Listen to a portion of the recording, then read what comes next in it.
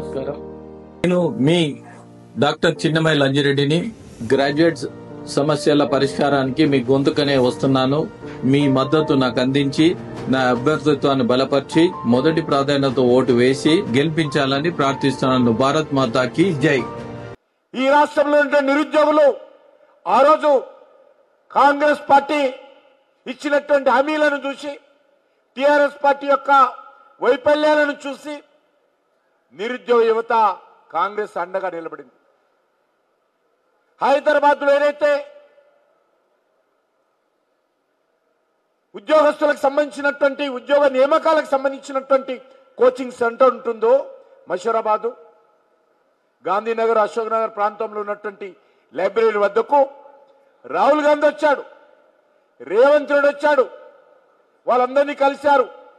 తెలంగాణ వచ్చిన తర్వాత ఈ టిఆర్ఎస్ పార్టీ ఏమీ చేయలేదు, మీకు అన్యాయం చేసింది, ఉద్యోగం మోసం చేసింది, మేము అధికారంలోకి వస్తే ఇది జాబ్ క్యాలెండరు, దీని ప్రకారం ఉద్యోగాలు ఇస్తా అని చెప్పి నిరుద్యోగతో ఒక హామీ ఇచ్చారు.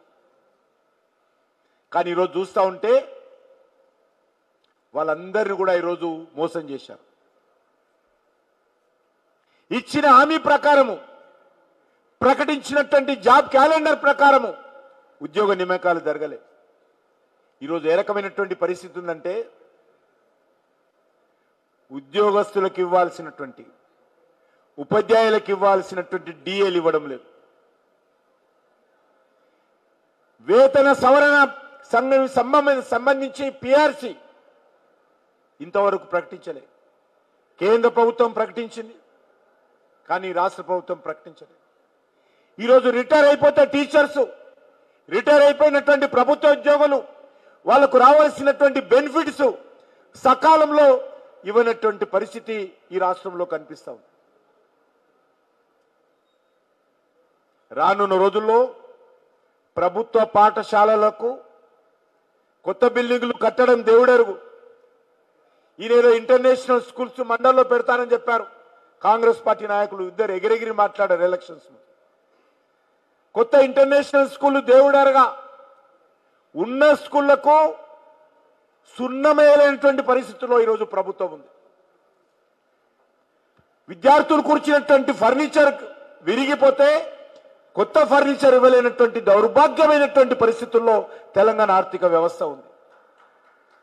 ఇంత దుర్మార్గంగా ఈ ప్రభుత్వం ఉంది.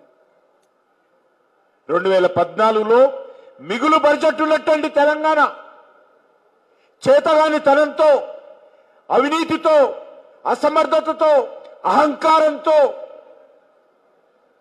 దుబారా ఖర్చుతో పోజులు కొట్టి ఈరోజు తెలంగాణని ఈరోజు అప్పుల తెలంగాణ మార్చినటువంటి ఘనత ఈ రెండు పార్టీలకు దక్కుతుంది. అద్భుతమైనటువంటి తెలంగాణ నాది. ఈ తెలంగాణను దేశంలోనే ఒక ఆదర్శమైనటువంటి తెలంగాణగా, దేశంలోనే అభివృద్ధి చెందినటువంటి రాష్ట్రంగా తెలంగాణను అభివృద్ధి చేసుకోవడానికి అవకాశం ఉంది. కానీ ఈనాటి రాహుల్ గాంధీ కుటుంబం కానీ, అంతకుముందున్నటువంటి కేసీఆర్ కుటుంబం కానీ తెలంగాణ వచ్చిన తర్వాత తెలంగాణకు న్యాయం చేయలేదనే విషయాన్ని ఈ సందర్భంగా అర్థం చేసుకోవాలి. మీకు అందరికీ తెలుసు, జైరాబాద్లో భారతీయ జనతా పార్టీ నేతృత్వంలో ఈరోజు ఇండస్ట్రియల్ పార్క్ డిక్లేర్ చేయడం జరిగింది. అంతేకాదు, కాజీపేటలో కోచ్ ఫ్యాక్టరీ నిర్మాణానికి వేగవంతంగా పనులు పూర్తవుతా ఉన్నాయి. ఈ సంవత్సరం ఎండింగ్ లోపల కోచ్లు తయారు చేసేటువంటి అవకాశం ఉంది. వరంగల్లో మెగా టెక్స్టైల్ పార్క్ ప్రకటించాము. మన ఈ యొక్క కరీంనగర్లో యూరియా ఫ్యాక్టరీకి నరేంద్ర మోడీ గారు శంకుస్థాపన చేసి వారే ప్రారంభించారు. ఈరోజు యూరియా ఉత్పత్తి అవుతా ఉంది. ఎన్టీపీసీ ఆధ్వర్యంలో సుమారు ఈరోజు 5,000-6,000 కోట్ల రూపాయలతోటి విద్యుత్ ఉత్పత్తి జరుగుతూ ఉంది. ఇంకా మరికొంతగా కొన్ని యూనిట్లు వస్తాయి. ఈరోజు జాతీయ రహదారులు అద్భుతంగా నిర్మాణం అవుతా ఉన్నాయి.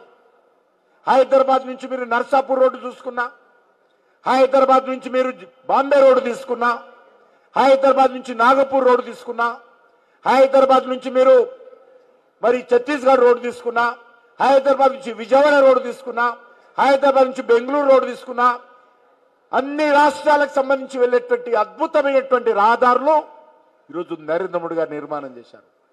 తెలంగాణలో 33 జిల్లాలు ఉంటే 32 జిల్లాలతోటి కేంద్ర ప్రభుత్వ నిధులతో జాతీయ రహదారులతో అనుసంధానం చేసినటువంటి ఘనత భారతీయ జనతా పార్టీకి నరేంద్ర మోడీ గారి ప్రభుత్వానికి దక్కుతుంది.